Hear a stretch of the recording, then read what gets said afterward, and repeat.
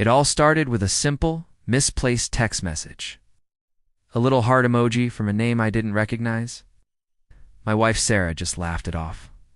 A work colleague, she said. An inside joke. I wanted to believe her. I really did. We'd built a life together, a home, a future. 10 years of memories, laughter, and shared dreams. How could a single text unravel all of that? But that tiny seed of doubt had been planted, and it started to grow, twisting its roots around my heart. I became an unwilling detective in my own life. I started noticing the small things. The late nights at the office that became more frequent. The way she guarded her phone like it held state secrets.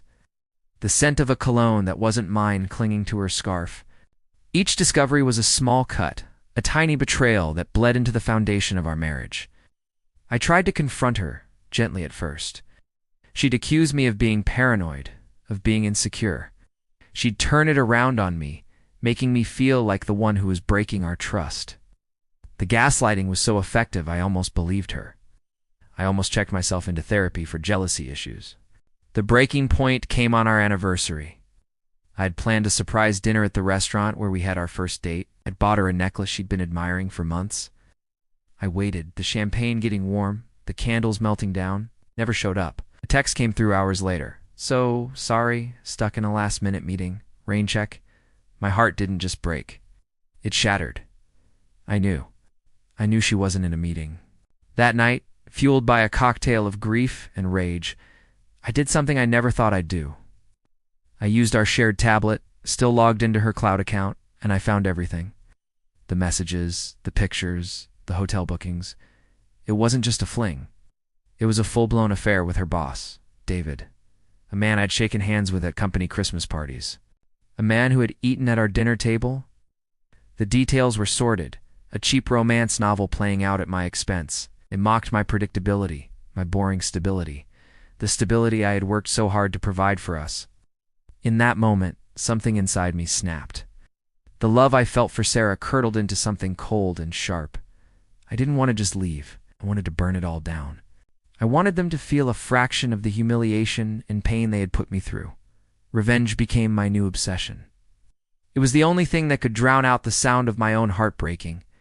My plan began to take shape. It was meticulous, calculated. I was no longer the loving husband. I was an architect of ruin. First, I needed evidence. Hard, undeniable proof.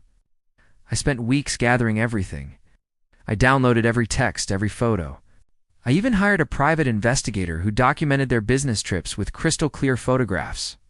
I compiled it all into a neat, damning digital portfolio. This wasn't just for me. It was for the world they were about to face. The second phase of my plan targeted David. I discovered his company was in the middle of a massive merger, a deal that hinged on his reputation and the company's squeaky clean image. He was the golden boy. I anonymously sent a carefully curated package to the CEO of the acquiring company and a few key board members. It contained proof of the affair, but more importantly, evidence of David using company funds to finance their getaways. Embezzlement, misuse of corporate resources, it was all there. I also sent a copy to David's wife. She deserved to know the truth about the man she was married to. The final act was for Sarah. Her entire identity was tied to the perfect life she projected on social media. The happy wife, the successful career woman, the socialite, her online presence was a carefully constructed fantasy. The day David's company announced his immediate resignation for ethical violations, I made my move. I waited until she was at a large charity gala, an event she had been looking forward to for months. It was her stage. I logged into her social media accounts, for which I still had the passwords, and I posted everything. The screenshots of their explicit messages, the photos from the investigator, the hotel receipts. I wrote a short, simple caption, "The truth behind 10 years of lies."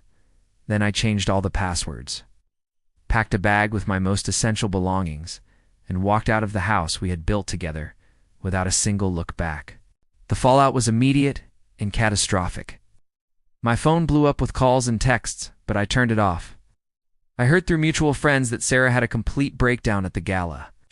She was humiliated in front of everyone she had worked so hard to impress.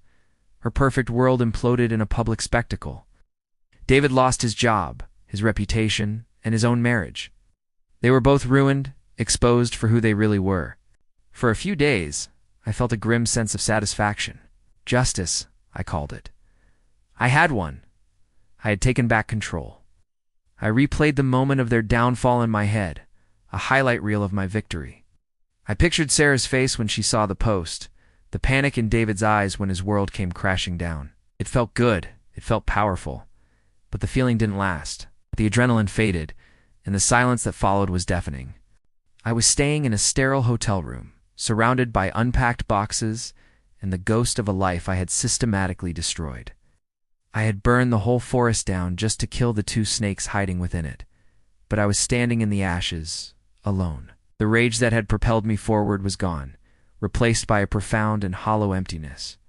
I had avenged my broken heart, but my heart was still broken. The revenge didn't heal me. It didn't erase the betrayal. It just added another layer of darkness to the whole sorry mess. I looked at myself in the mirror and barely recognized the person staring back. His eyes were cold, tired. The warmth that Sarah used to say she loved was gone. I had proven my point, had made them pay. But what was the cost? I had lost 10 years of my life, not just to her betrayal, but to my own vengeful obsession. I had become as toxic as the venom they had injected into my life. The victory felt hollow, a Pyrrhic victory where the winner loses everything. I was left with nothing but the bitter taste of ashes and the long, quiet road ahead. I had my revenge, but I had lost myself in the process. And I'm starting to realize that some victories aren't worth the price of the battle. Oh, the real challenge wasn't getting revenge. It's figuring out how to rebuild a life from the wreckage I helped create. Thank you for watching. If you enjoyed this story, please consider liking the video and subscribing to the channel for more content like this. We'll see you in the next one.